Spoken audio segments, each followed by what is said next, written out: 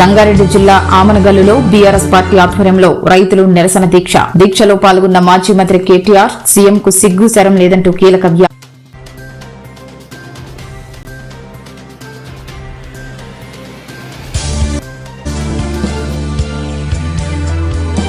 వంశీని పరామర్శించిన ఏపీ మాజీ CM YS Jagan తప్పుడు కేసు పెట్టి వంశీని అన్యాయంగా అరెస్టు చేశారు అని కూటమి సర్కార్పై మండిపాటు.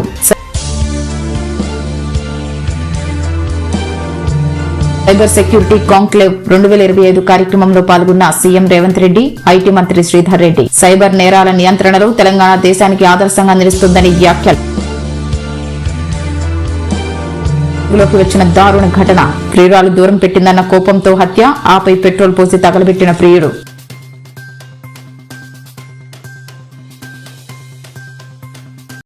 పెద్దగట్టు లింగమంతుల స్వామి జాతరలో బీఆర్ఎస్ ఎమ్మెల్సీ కవిత పాల్గొన్నారు.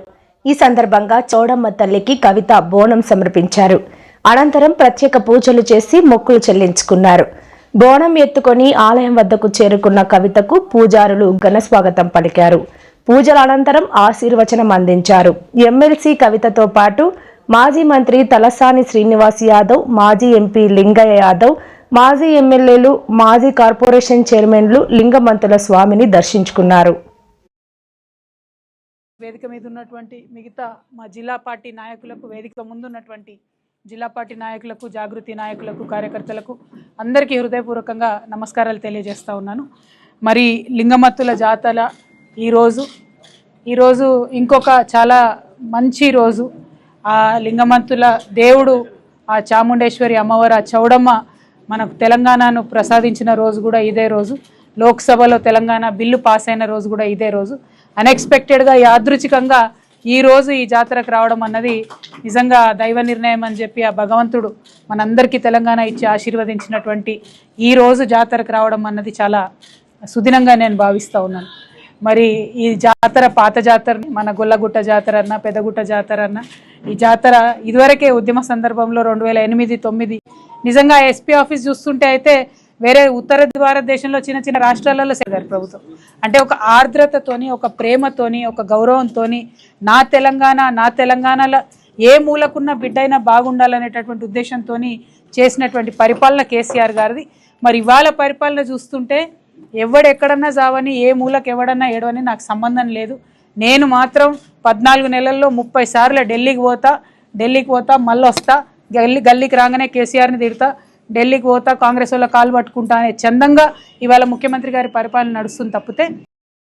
నిన్న కేసీఆర్ బర్త్డే సందర్భంగా ఆ పార్టీ నాయకులు కేసీఆర్ తెలంగాణ రియల్ హీరో అంటున్నారు. కానీ నిజానికి తెలంగాణ రియల్ హీరో ముఖ్యమంత్రి రేవంత్ రెడ్డి అనే మల్లు నాగూర్ కర్నూలు ఎంపీ రవి అని తెలిపారు. కేసీఆర్ తన 10 ఏళ్ల పాలన కాలంలో చేయలేని అనేక అభివృద్ధి సంక్షేమ పనులను రేవంత్ రెడ్డి సీఎం అయ్యాక ఏడాది కాలంలో చేసి చూపించారు. మహిళలకు ఉచిత బస్సు సౌకర్యం, నిరుద్యోగులకు 55,000 ఉద్యోగాలు, ఆరోగ్యశ్రీ కింద 10 లక్షల రూపాయల పథకాన్ని, ప్రజాభవన్ పెట్టి ప్రజావాణి కింద ప్రజల సమస్యలు ఎప్పటికప్పుడు పరిష్కారం చేస్తున్నారు.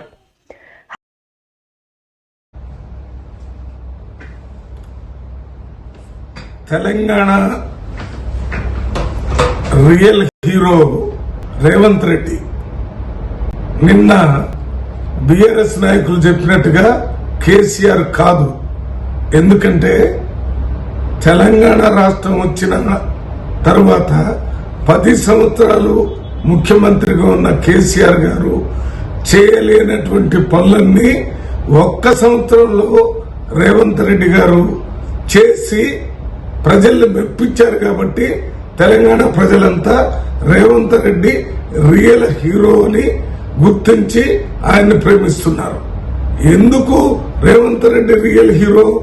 ఆయన భారతదేశం మొత్తంలో ఏ రాష్ట్రంలో జరగని విధంగా తెలంగాణ రాష్ట్రంలో 1,00,000 మంది ప్రభుత్వ అధికారులను పెట్టి తెలంగాణలో కులగణన చేసి బీసీ రిజర్వేషన్ పెంచే కార్యక్రమాన్ని తీసుకున్నాడు. ఇది ఏ రాష్ట్రంలో కూడా జరగలేదు. అంతేకాకుండా 56 ఇంటిగ్రేటెడ్ రెసిడెన్షియల్ స్కూల్స్ కి శాంక్షన్ చేశాడు. ఒక్కొక్క స్కూల్ కి 200 కోట్ల రూపాయలు, ఒక్కొక్క స్కూలు 25 ఎకరాల్లో కడతారు. ప్రపంచ స్థాయి ఎడ్యుకేషన్, ప్రపంచ స్థాయి భోజనం, ప్రపంచ స్థాయి ఆటలు ఆ 25 ఎకరాల్లో ఏర్పాటు చేస్తున్నారు. అక్కడ ఎస్సీ, ఎస్టీ, బీసీ, మైనారిటీ, పేద ఓసీ పిల్లలు కూడా ఒకే హాస్టల్లో 5వ తరగతి నుంచి ఇంటర్మీడియట్ వరకు ఉండి చదువుకొని బయటికి రావటం వల్ల మంచి సమాజాన్ని, కులానికి మతానికి అతీతమైనటువంటి మరి విద్యార్థులను బయటికి తీసుకొచ్చి ఏర్పాటు చేశాడు. అంతేకాకుండా ఆయన తెలంగాణలో ఉన్న మహిళలందరూ కూడా ఆర్టీసీ బస్సుల్లో ఉచితంగా ప్రయాణం చేసేటటువంటి ఏర్పాటు చేశాడు. 50,000 ఉద్యోగాల కంటే ఎక్కువ ఉద్యోగాలు ఎక్కడ ఇబ్బంది లేకుండా నిరుద్యోగులకు ఇవ్వటం జరిగింది. ప్రతి సంవత్సరం క్యాలెండర్ డిక్లేర్ చేసి ఉద్యోగాలను రెగ్యులర్ గా చేస్తారని ప్రకటించి అమలు చేయబోతున్నారు. ఇది కాకుండా పేద ప్రజలకి 5 లక్షల రూపాయలతో ఇందిరమ్మ ఇళ్లు కట్టిస్తారని ప్రతి అసెంబ్లీకి 3,500 ఇళ్లు శాంక్షన్ చేసి బడ్జెట్ లో ఫైనాన్స్ అలాట్ చేయటం జరిగింది. మరి పేద ప్రజలకి 200 యూనిట్లు కరెంటు ఉచితంగా ఇచ్చే ఏర్పాటు చేశాడు. అదే రకంగా 500 రూపాయలకే గ్యాస్ సిలిండర్ పేదవాళ్ళకి ఇచ్చే ఏర్పాటు చేశాడు. మిస్టర్ రేవంత్ రెడ్డి. హైదరాబాద్ లో జరిగిన సైబర్ సెక్యూరిటీ కాంక్లేవ్ 2025 కార్యక్రమంలో సీఎం రేవంత్ రెడ్డి, ఐటీ మంత్రి శ్రీధర్ బాబు పాల్గొన్నారు.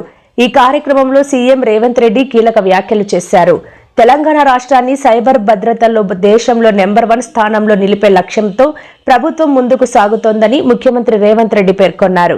సైబర్ నేరాలు కేవలం వ్యక్తిగత, ప్రభుత్వ స్థాయిలోనే కాకుండా ఆర్థిక వ్యవస్థపై కూడా తీవ్రమైన ప్రభావం చూపిస్తాయని ఆయన ఆందోళన వ్యక్తం చేశారు.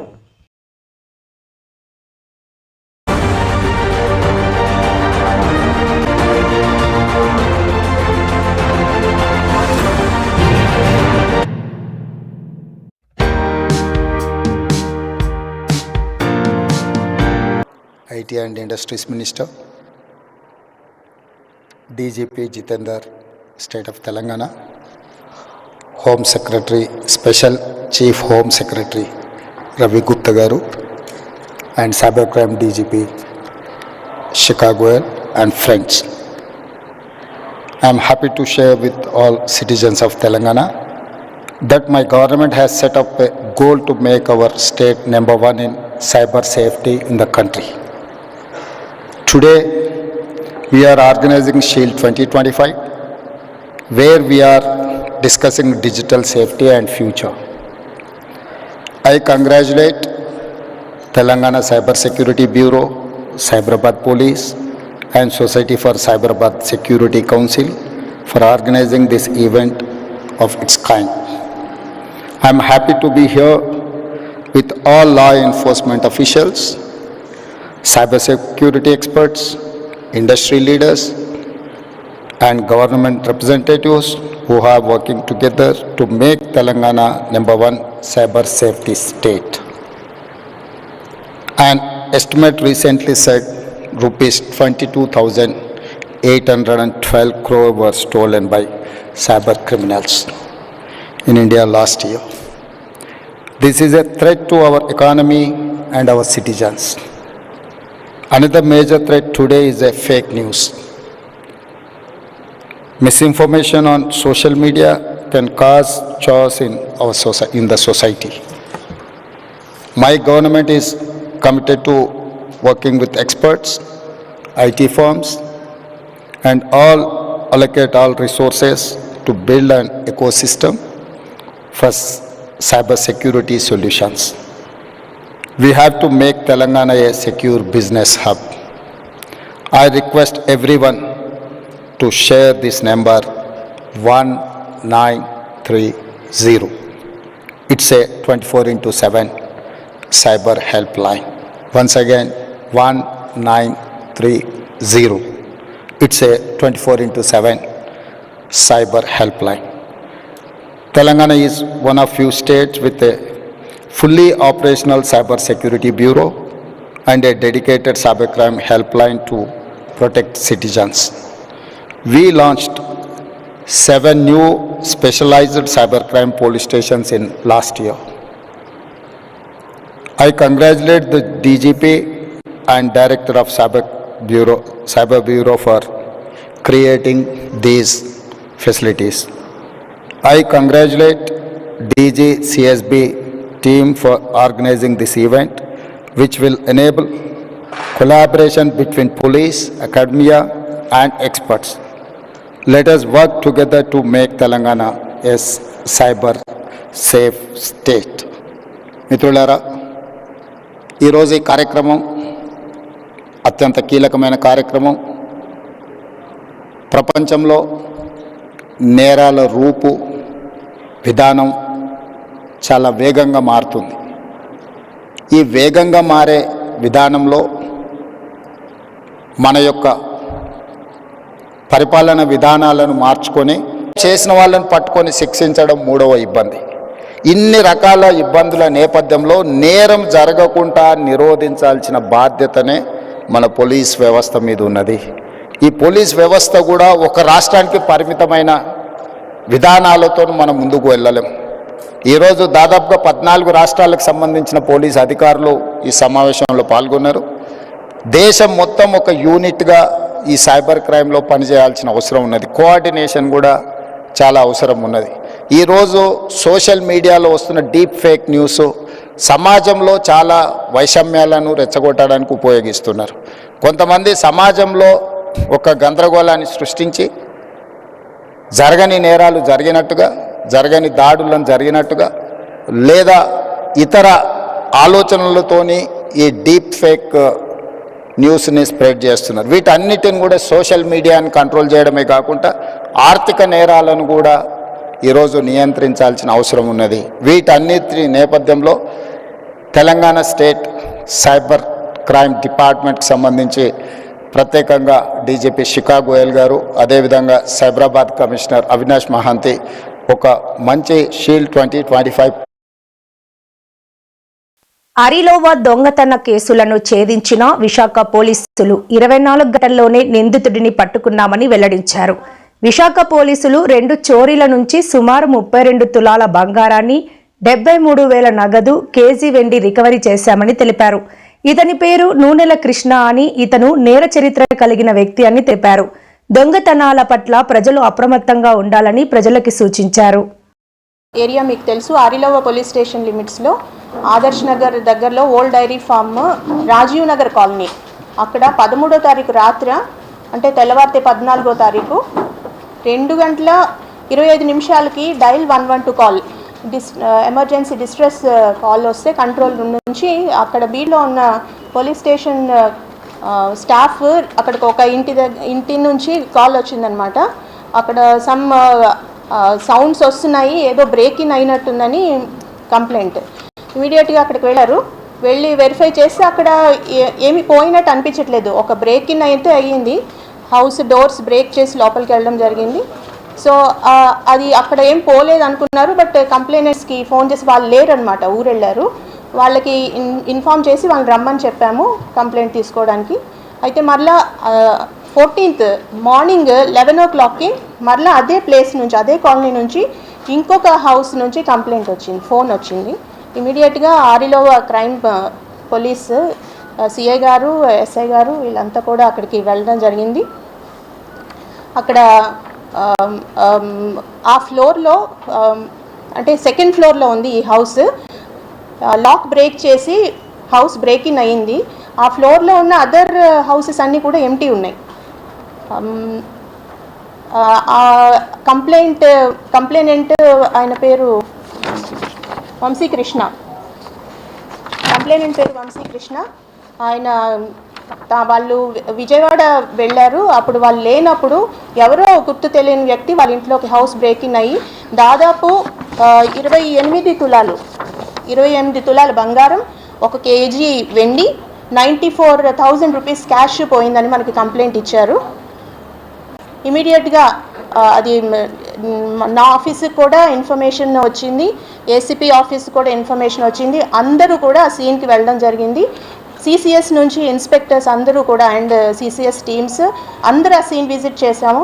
అక్కడ విసినిటీలో ఉన్న కెమెరాస్ ఇవన్నీ వెరిఫై చేశాము. టెక్నికల్గా మాకు మంచి క్లూ వచ్చింది. సో ఇమీడియట్గా సిటీలో ఉన్న ఆల్ క్రైమ్ టీమ్స్ని ప్రెస్సింగ్ చేసి నైట్ 9:30 కల్లా మేము అఫెండర్ని పట్టుకోవడం జరిగింది. అతను ఇంకెవరూ కాదు, ఆల్రెడీ 20 కేసెస్లో ఉండి మల్కాపురం పోలీస్ స్టేషన్లో డీసీ షీట్ హోల్డర్ అయిన నూనెల్ కృష్ణగా మేము ఐడెంటిఫై చేయడం జరిగింది. అతన్ని పట్టుకొని ప్రాపర్గా ఇంట్రాగేట్ చేసేటప్పటికి మొత్తం ప్రాపర్టీ అంతా కూడా అతని దగ్గర ఇంటాక్ట్ రికవరీ అయింది. ఆ ప్రాపర్టీ ఎంతంటే 31 తులాస్ గోల్డ్. అనకాపల్లి, పెందుర్తి ఇక్కడ కూడా కేసెస్ ఉన్నాయి, దానిగా చేశాము. Both CCS and all crime teams చాలా వెరీ బ్రిలియంట్గా వర్క్ చేయడం వల్ల ఇది జరిగింది రికవరీ. ఇదంతా రికవర్డ్ ప్రాపర్టీ అండ్ ఆల్సో అవి హెచ్బి ఇంప్లిమెంట్స్. బీచ్ రోడ్లో మంగళవారం ఉదయం లారీ బీభత్సం సృష్టించింది.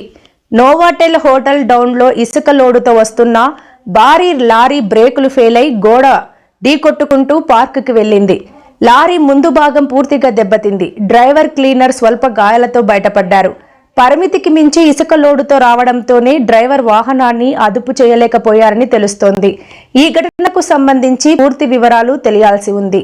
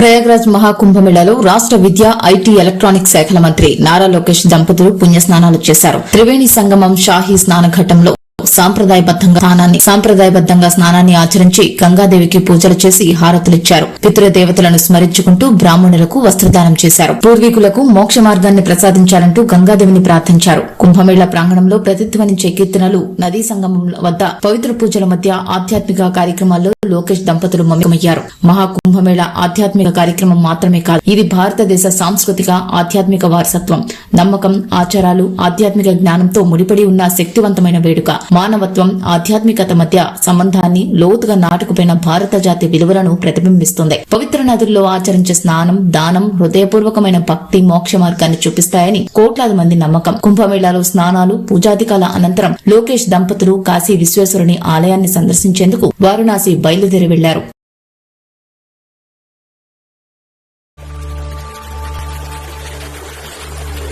ఓం నమో గంగాయై విశ్వ మహాకుంభ వామ త్రివేణి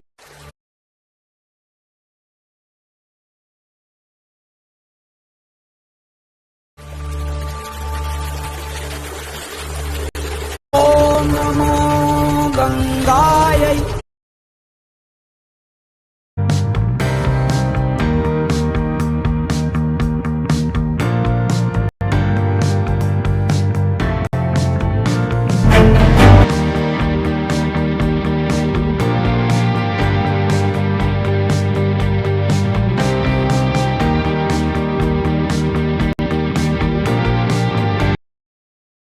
శ్రీమతి సోనియమ్మ కుటీరంలో రాష్ట్ర యువజన కాంగ్రెస్ అధ్యక్షులు జక్కిడి శివచరణ్ రెడ్డి గారి ఆధ్వర్యంలో ఏర్పాటు చేసినటువంటి యువజన కాంగ్రెస్ శిక్షణ శిబిరానికి రెండో రోజు ముఖ్య అతిథులుగా హాజరైన జాతీయ యువజన కాంగ్రెస్ ఇన్ఛార్జ్ శ్రీకృష్ణ అల్లవారు మరియు జాతీయ యువజన కాంగ్రెస్ అధ్యక్షులు ఉదయ్ భాను చిబ్, రాష్ట్ర మంత్రివర్యులు పొన్నం ప్రభాకర్ గౌడ్, రాష్ట్ర సభ సభ్యులు అనిల్ కుమార్ యాదవ్ మరియు మహేశ్వరం నియోజకవర్గ ఇన్ఛార్జ్ మాజీ MLA KLR sports authority chairman Shiva Sena Reddy, TPCC senior నాయకులు దేవభాస్కర్ రెడ్డి ఈ సందర్భంగా ముఖ్య అతిథులుగా విచ్చేసిన వారికి ఘన స్వాగతం పలికిన యువజన కాంగ్రెస్ నాయకులు అనంతరం యువజన కాంగ్రెస్ శిక్షణ శిబిరం సాక్షిగా రాష్ట్రంలో రానున్న లోకల్ బాడీ ఎన్నికల్లో కాంగ్రెస్ పార్టీ గెలిపే లక్ష్యంగా యువజన కాంగ్రెస్ నాయకులు కార్యకర్తలు సిద్దం కావాలని చలో పంచాయతీ మరియు వార్డు 2025 నా ఓటు నా బాధ్యత అంటూ బ్రౌచర్ ఆవిష్కరించి పిలుపునిచ్చి యువజన కాంగ్రెస్ జాతీయ ఇన్ఛార్జ్ కృష్ణ వల్లవారు, జాతీయ యువజన కాంగ్రెస్ అధ్యక్షులు ఉదయ్ భాను ఏంటి చలో మరియు వార్డు 2025 నా ఓటు నా బాధ్యత అంటూ బ్రౌచర్ ఆవిష్కరించి యువజన కాంగ్రెస్ జాతీయ ఇన్ఛార్జ్ కృష్ణ అల్లవారు, జాతీయ యువజన కాంగ్రెస్ అధ్యక్షులు ఉదయ్ భాను పిలుపునిచ్చారు. వైసీపీ నేత గన్నవరం మాజీ ఎమ్మెల్యే వల్లభనేని వంశీపై కూటమి ప్రభుత్వం కక్ష సాధింపు చర్యలకు పాల్పడుతోందని ఏపీ మాజీ ముఖ్యమంత్రి వైఎస్ జగన్ ఆరోపించారు. తప్పుడు కేసులు పెట్టి వంశీని అన్యాయంగా అరెస్టు చేశారని ఆయన ఆగ్రహం వ్యక్తం చేశారు. నేడు విజయవాడ సబ్ జైల్లో వల్లభనేని వంశీతో ములాఖత్ అనంతరం ఆయన మీడియాతో మాట్లాడారు. వంశీని అరెస్టు చేసిన తీరు రాష్ట్రంలో క్షీణించిన శాంతి భద్రతలకు నిదర్శనమని చెప్పారు. నాడు గన్నవరంలోని టీడీపీ కార్యాలయంపై దాడి జరగగా అందులో కంప్యూటర్ ఆపరేటర్ గా పనిచేస్తున్న సత్యవర్ధన్ పోలీసులకు ఫిర్యాదు చేశారని జగన్ గుర్తు చేశారు. అదే సత్యవర్ధన్ న్యాయమూర్తి వద్ద వాంగ్మూలం ఇస్తూ వంశీ ఎలాంటి తప్పు చేయలేదని చెప్పన్నారు. అయినప్పటికీ వంశీపై ప్రభుత్వం తప్పుడు కేసు పెట్టిందని ఆరోపించారు. టీడీపీ నేత పట్టాభితో నాటి గన్నవరం ఎమ్మెల్యే వంశీని అత్యంత దారుణంగా తిట్టించారని జగన్ ఆరోపించారు. అసభ్య పదజాలంతో తిడుతూ పట్టాభి రెచ్చగొట్టారని చెప్పారు. గన్నవరం వెళ్లి సవాళ్లు విసిరారని గుర్తు చేశారు. వంశీ ఎట్టి పరిస్థితుల్లోనూ బెయిల్పై బయటకు రాకుండా చూడాలనే ఉద్దేశంతోనే గన్నవరం ఆఫీసును తగలబెట్టే ప్రయత్నం చేశారని, వంశీపై కేసు పెట్టారని జగన్ విమర్శించారు. నాన్ బెయిలబుల్ కేసు నమోదు చేయాలనే ఉద్దేశంతో తప్పుడు కేసు పెట్టారని జగన్ మండిపడ్డారు. అధికారికి కూడా నేను తెలియజేస్తా ఉన్నా, రేపు పొద్దున మళ్ళీ మా అధికారం వస్తుంది. వచ్చినప్పుడు అన్యాయం చేసిన వీళ్ళందరినీ, అధికారులందరినీ, రేపు పొద్దున మళ్ళీ మా అధికారం వస్తుంది. వచ్చినప్పుడు అన్యాయం చేసిన వీళ్ళందరినీ, అధికారులందరినీ, అన్యాయం చేసిన ఈ నాయకులందరినీ కూడా బట్టలు కూడా తీసి నిలబెడతామని చెప్పి కూడా ఈ సందర్భంగా అన్యాయం చేసిన ఈ నాయకులందరినీ కూడా బట్టలు కూడా తీసి నిలబెడతామని చెప్పి కూడా ఈ సందర్భంగా తెలియజేస్తాం. అన్యాయం చేసిన ఈ నాయకులందరినీ కూడా బట్టలు కూడా తీసి నిలబెడతామని చెప్పి కూడా ఈ సందర్భంగా తెలియజేస్తా ఉన్నాం. జరిగేట్టుగా చేస్తాం అని ప్రతి ఒక్కరికి కూడా తెలియజేస్తా ఉన్నాం.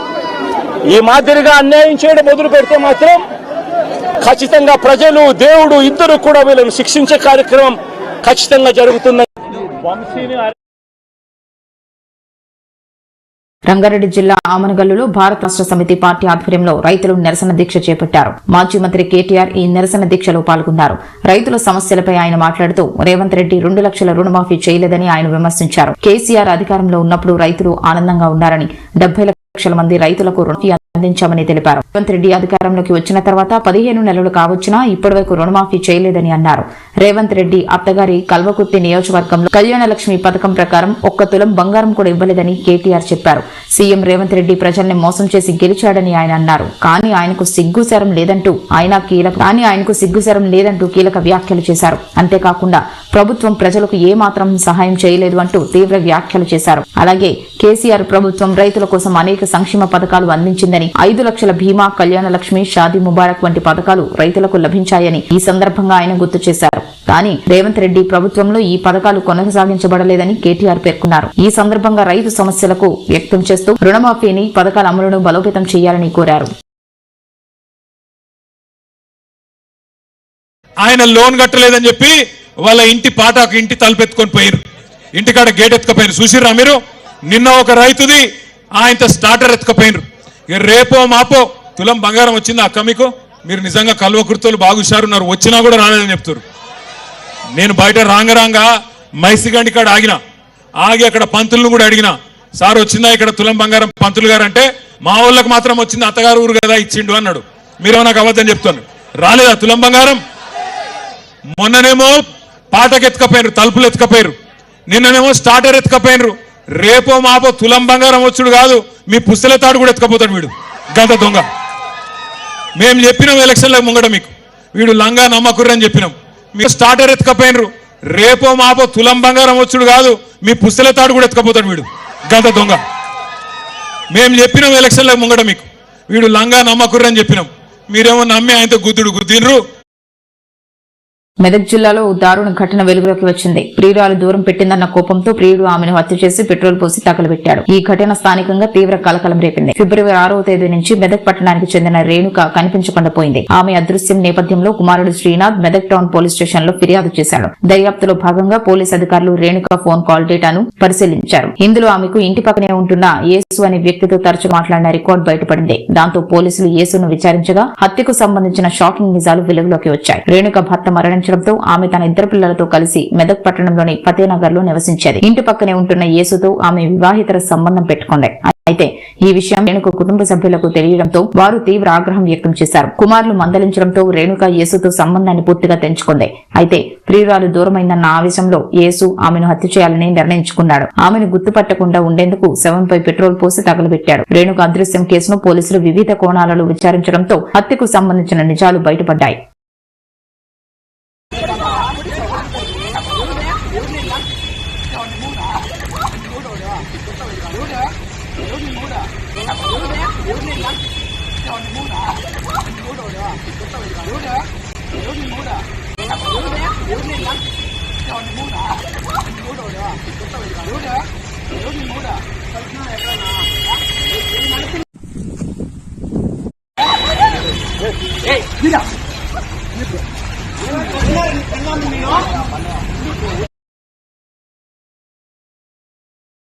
తెలంగాణలో ఈ నెల 27న గ్రాడ్యుయేట్ టీచర్ ఎమ్మెల్సీ ఎన్నికలకు పోలింగ్ జరగనుంది. రాష్ట్రంలోని అధికార విపక్ష పార్టీలు ఈ ఎన్నికల్లో గెలిపే లక్ష్యంగా వ్యూహాలు రచిస్తున్నాయి. ప్రచారంలో దూసుకువెళ్తున్నాయి. ఈ క్రమంలో బీజేపీ ఎంపీ ఈటెల రాజేందర్ సంచలన కామెంట్స్ చేశారు. కాంగ్రెస్, బీఆర్ఎస్ రెండు పార్టీలకు ఓట్లు అడిగే ముఖం లేదు, అభ్యర్థులను పెట్టే దమ్ము లేదని అన్నారు. ఉద్యోగాలు కల్పించే కంపెనీలకు రాయితీలు ఇస్తున్నారు. అబ్దుల్ కలాంను అవమానించిన అమెరికా స్థాయి నుంచి మోడీని గౌరవించిన తీరుకు మనం చూస్తున్నాం. ఇది మోదీ విజయమని ఈటెల తెలిపారు. మీద పోరాటం చేయగలిగినటువంటి party, బరిగీసి కొట్లాడే party Bharatiya Janata party. ఇప్పటికే 317 జీవో మీద కొట్లాడిన పార్టీ, డిఎల్ రావాలని చెప్పి కొట్లాడుతున్న పార్టీ, ఇవాళ కమిషన్లు తీసుకొని బెనిఫిట్స్ ఇచ్చేటువంటి దుర్మార్గం ఆగాలని కొట్లాడే పార్టీ, ప్రజల మీద జరుగుతున్నటువంటి దుర్మార్గాలు కావచ్చు, అన్యాయాలు కావచ్చు, వాటి మీద కొట్లాడే పార్టీ భారతీయ జనతా పార్టీ మాత్రమే. కాబట్టి దయచేసి మళ్ళీ ఆగాకండి, మీరు ఆగం కాకండి. భాజపా మరి మీకు హామీ ఇస్తా ఉన్నాం. ఇవాళ 8 మంది శాసనసభ్యులు అసెంబ్లీలో తెలంగాణ ప్రజల కోసం ఎట్లా కొట్లాడుతూ చూస్తున్నారు. 8 మంది పార్లమెంట్ సభ్యులుగా మేము ఎట్లాంటి పాత్ర పోషిస్తామో చూస్తూ ఉన్నారు. కాబట్టి రేపు శాసన మండలిలో మీరు కనుక వాళ్ళతో ఇంటరాక్ట్ అయ్యి